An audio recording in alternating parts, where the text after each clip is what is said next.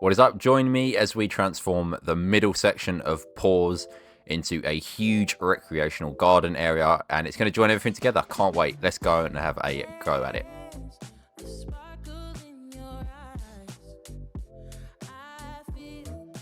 What is up, everybody? My name is Blob and welcome back to the channel. As said in the intro portion, again, this is going to be the central gardens. I've been talking about this for such a long time and I cannot wait to finally get underway and show you how it turned out. I'm really happy with how it turned out. It's a little bit delayed from when I originally wanted to get it out, but this place has faced so many iterations, so many redesigns that it's sort of a bit of a joke. I've lost count of how many times I've had to redesign it and redo certain things over and over again. And a huge part of that is to do with the fact that this acts as a joining point for everything that I have done up to this point, and trying to join all those pieces together fluidly without it looking forced or janky is actually quite a big challenge than what you'd think, really, especially when I had these ideas in my head on what I wanted to do for this garden that haven't really come to fruition. And it's fine, it is what it is. A large part of playing Planet Zoo is having an idea in your head and coming to terms that you're either not going to be able to do certain things because you either don't have the skill set, potentially the pieces in the game don't allow you to do such a thing, or there's mechanics within the game that are limiting you from being able to do those things. So, but in this instance, it was more of a personal bugbear. I wanted to do a bit of a tropical garden in here somewhere, but soon came to the realization that in the UK, a lot of these plants probably wouldn't survive, so they'd have to be housed indoors. And I wasn't about to build a massive indoor structure in the middle of this garden that I wanted to create. It wouldn't have been too bad if it was for a certain animal, but there's no animals going to be in here. So I just wanted this to be a recreational space in the end, with a few monuments here and there and some spaces where people can just chill. And there's going to be a little kiosk as well that you'll see with some water being sold in it. And I'm going to trip back to the monuments really quickly. I built the monuments on stream and saved them as blueprints, so they will just sort of randomly materialize throughout this video. So don't worry, they're all built by me. If you want the blueprints for them, let me know and I will stick them up on the workshop. But I really didn't want to do anything on the stream that was going to spoil what I was going on in this garden. I'd already started building it by this point, and I didn't want to show anything off that didn't need to be shown off, so I ended up doing it in a separate zoo and just making them blueprints.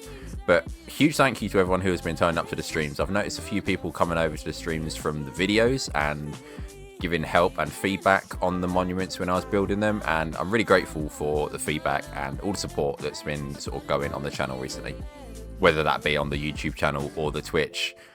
It's always appreciated. Even things like Twitter likes are always appreciated, or X, whatever Elon is going to decide to call it next. But let's talk about what is going on in the background here. And I decided to start over at the side where the sand cats are, which wasn't the original plan to begin with. I wanted to start with the quote main entrance, which slaloms off from the path that joins the cheetahs to the ammo leopards, but you'll see that in the tour video next time. But yeah, I decided to start with this section here purely because it was the one section I knew definitively what I wanted it to look like, and I had a path layout for it and everything. So I was like, I'm going to start with this because it'll be a solid foundation, knowing that I'm going to do this and this is how it's going to look, etc. So I went in with that mentality that it was going to sort of carry me through the rest of the build, and to some extent it actually kind of did. The general premise of this video is you're going to see me going through a loop. You're going to see me doing terrain work. That is going to be the first thing that I'll always do. That is getting the paths to have decent inclines if they have inclines, or working them out where they're going to be going to join up to other paths and entrances and exits to the garden. The second part will be the foliage. The third part will be the terrain painting, and then rock work and stuff like that if needed. A lot of it is going to be the faux rock piles placed around. And then the fourth step will always be the little detailing, so things like lampposts and that sort of thing. And then I'll move on to another area, and that whole cycle will just repeat itself again and again and again until we are basically done with this whole garden. And in the background there, you can see that sundial. I take a picture of that and save it because you're not going to be seeing it again in this video. I ultimately decided to change up which monument went there. The sundial, fun fact, is actually functional as well. So when you turn it to 12 o'clock in game, the shadow cast by the pole actually shows 12, or the Roman numeral, which is what, X, I don't know. I'm not too not too well versed on my Roman numerals enough to know what it is off the top of my head. But yeah, that ultimately ended up getting taken out. But what did go in was this water kiosk that I made ages ago for a... If any of you remembers my second ever video, it was a tour of what was going to be the original project.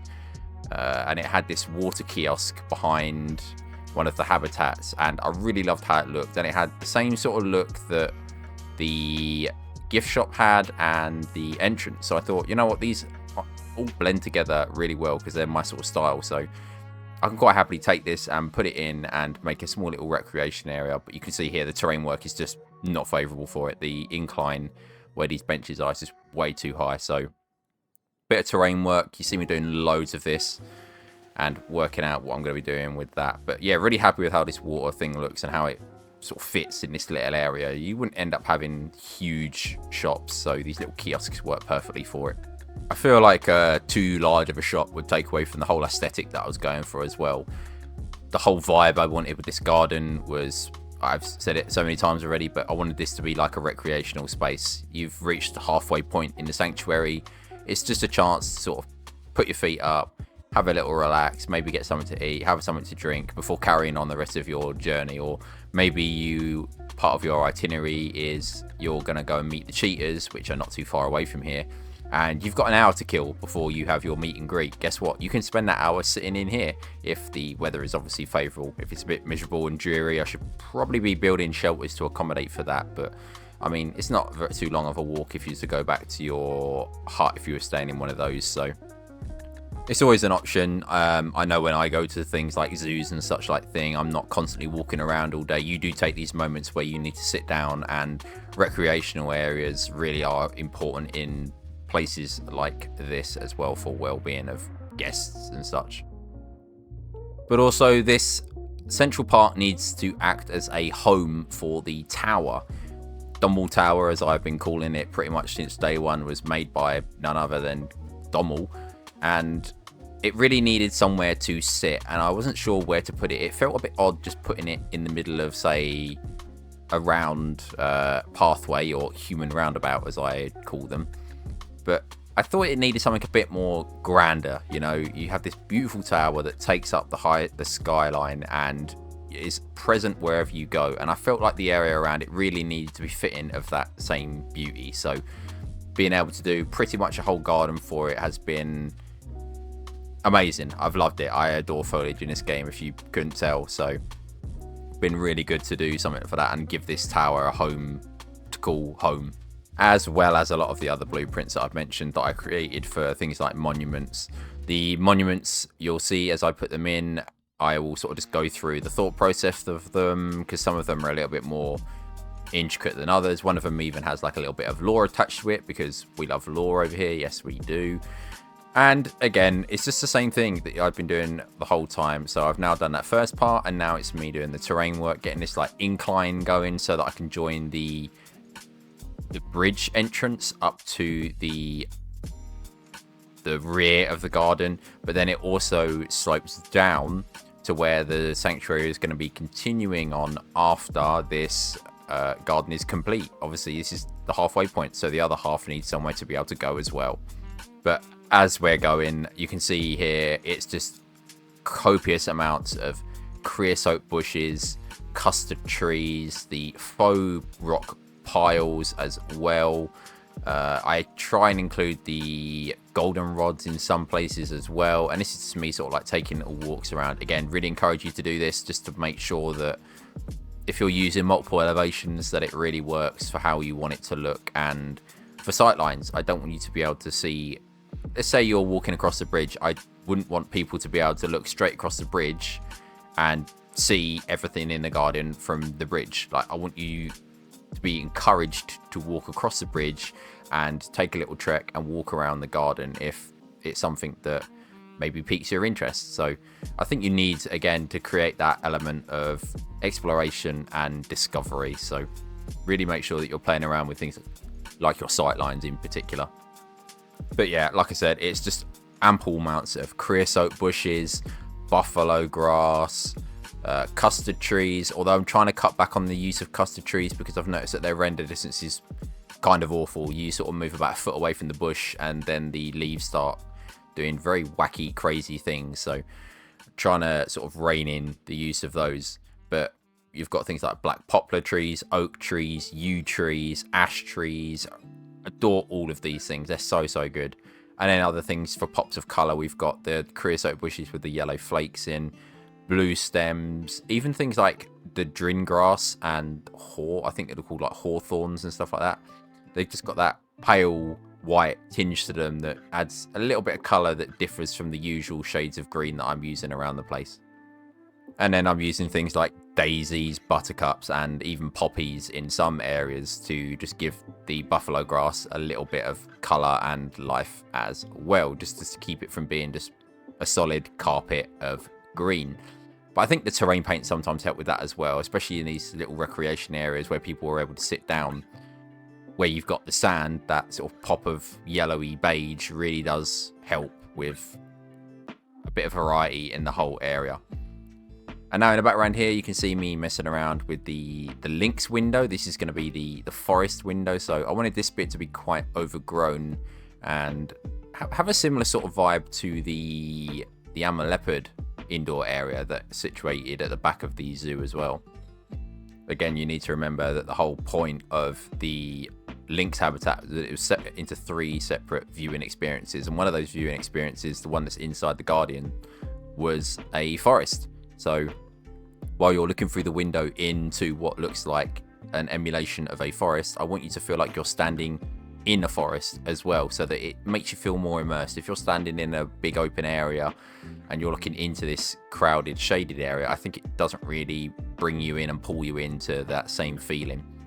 And then I've just got this wall in here. It just needed something different. Again, at the time it was just a hill.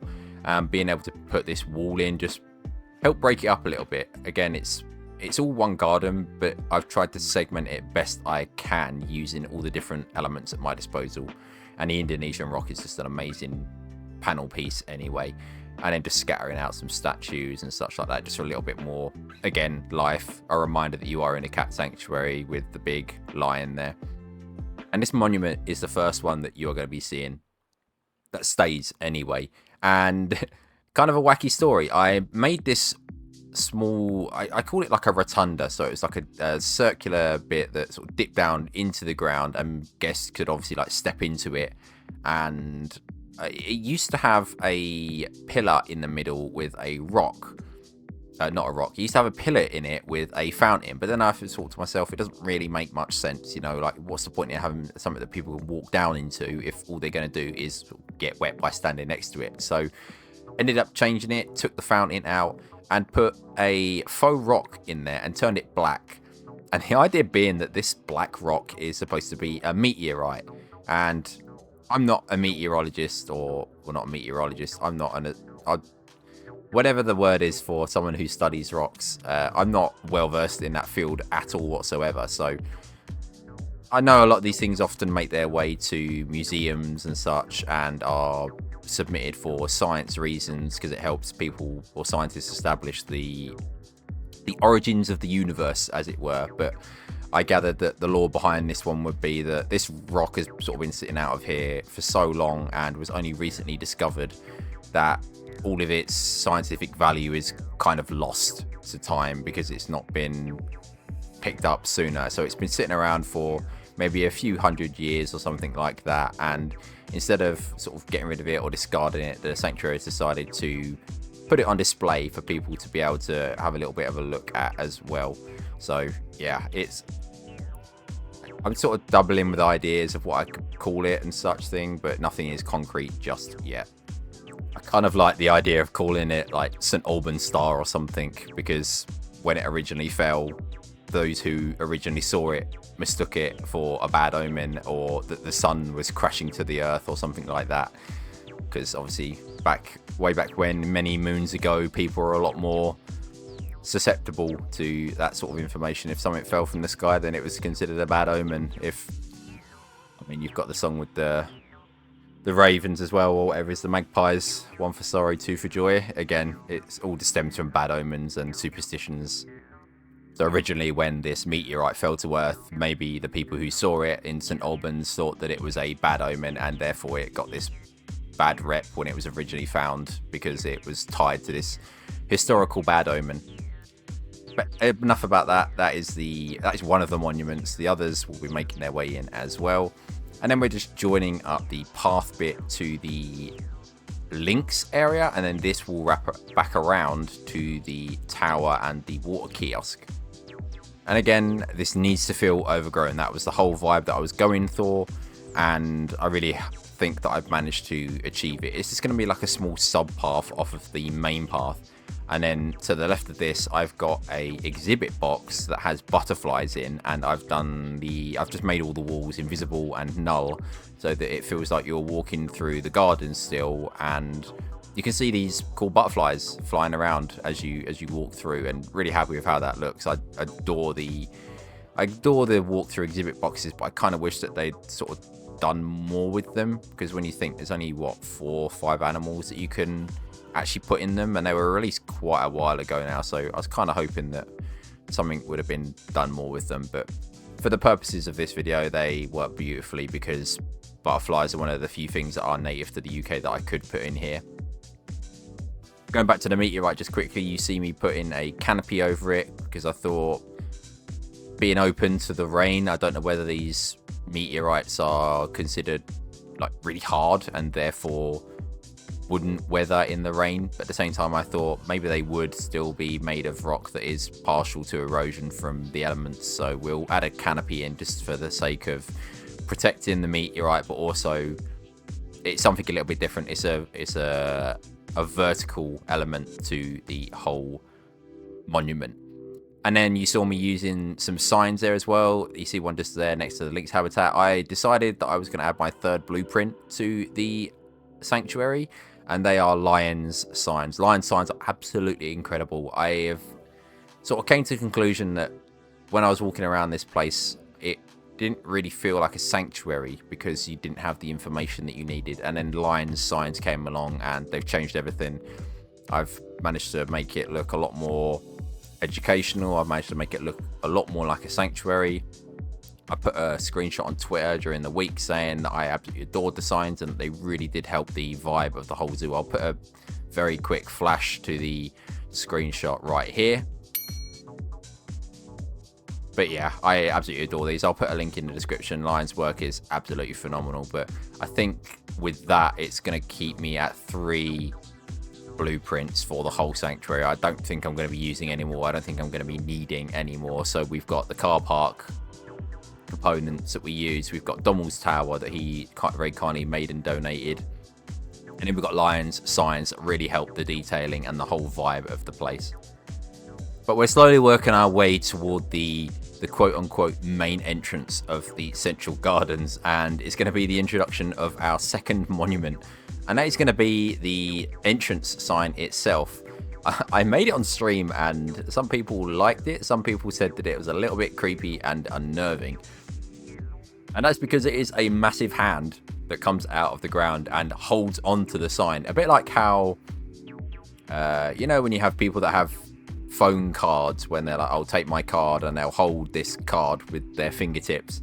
It kind of looks a bit like that, but I really liked it. I thought that it was, yeah, I don't really know how to describe it, but I kind of liked it. But at the same time, if it doesn't look really sort of very in keeping, then I can get rid of it, simply put, and just put a new sign there instead.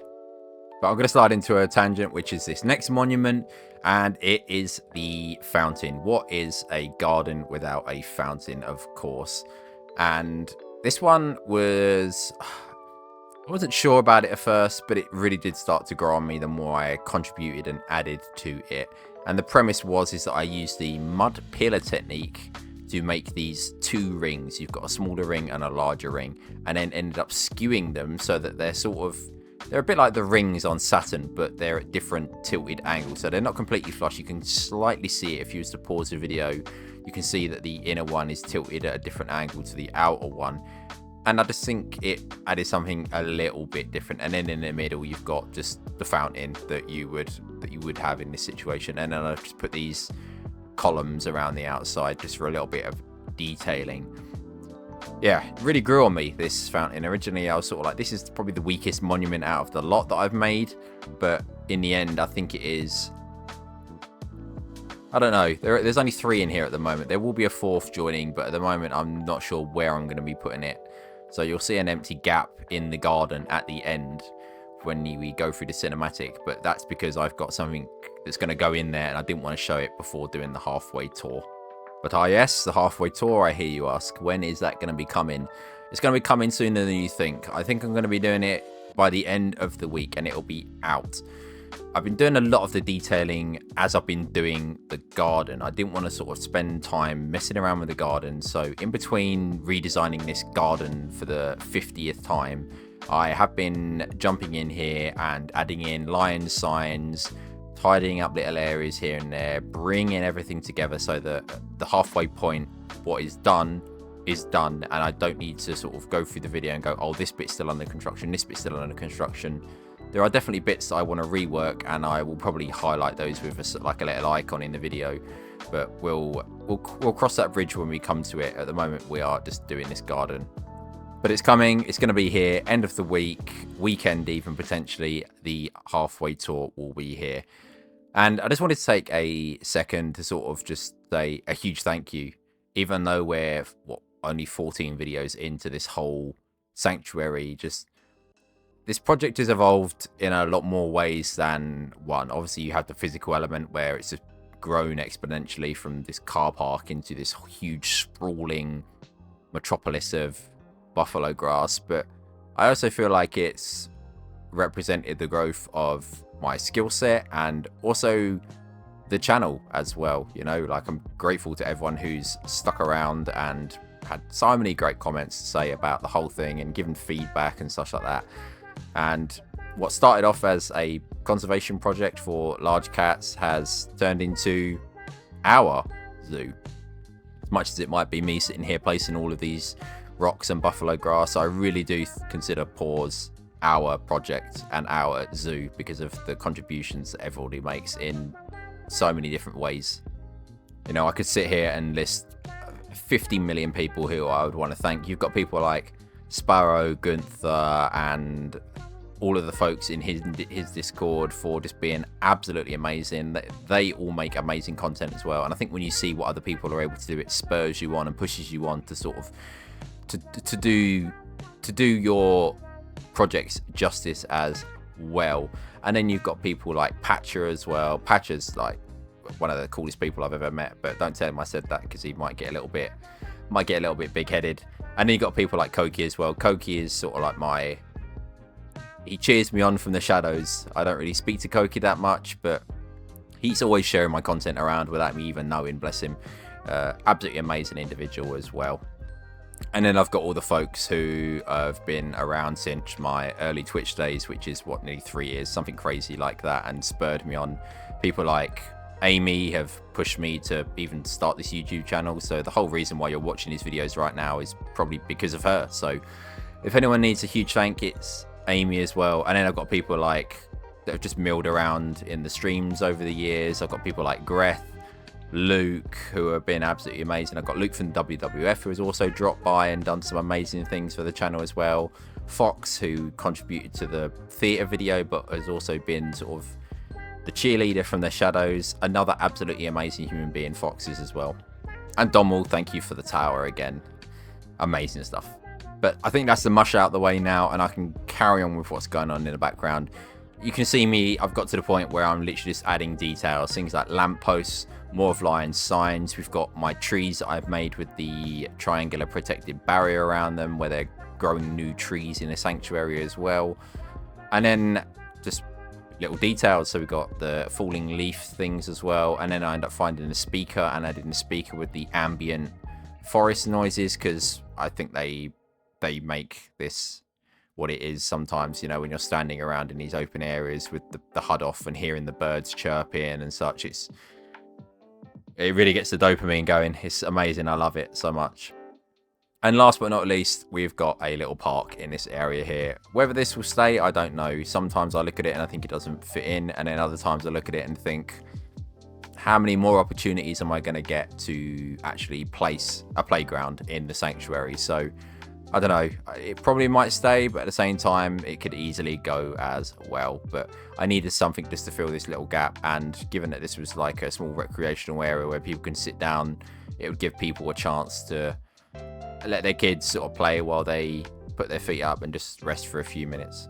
But in the background, I can give you a little bit of a tip in this video. So I used the one-way glass here. I wanted a fountain at the foot of the tower, but I didn't want to mess around with the stupid water in this game. So I ended up placing the one-way glass just upside down and then adding the splash pieces, and then getting the bracket and turning one silver and one bronze to emulate coins. So this is basically a wishing well or wishing fountain that people have thrown stuff in. So yeah, that's my little tip for if you don't want to work with water, there are ways around it. I know Lida has a puddle tutorial, which is also equally amazing for not having to work with water.